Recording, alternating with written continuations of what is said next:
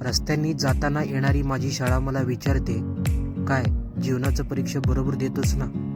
मग त्याला उत्तर मी दिलं, आता फक्त खांद्यावर दप्तर नाही एवढंच, बाकी धडे तर लोक अजूनही शिकून जातात.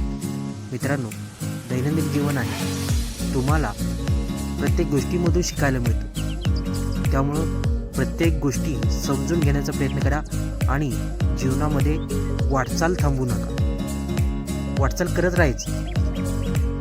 ससा आणि कासवाचं गोष्ट तुम्ही ऐकला असाल, त्याप्रमाणे आपल्याला कासवाप्रमाणे चालायचं का होईना, पण चालत राहणं हा खूप महत्त्वाचा आहे. मित्रांनो, आजचा हा व्हिडिओ तुम्हाला कसं वाटला कमेंट बॉक्समध्ये नक्की सांगा आणि व्हिडिओ आवडला असेल तर तुमच्या मित्रापर्यंत शेअर करायला विसरू नका. धन्यवाद.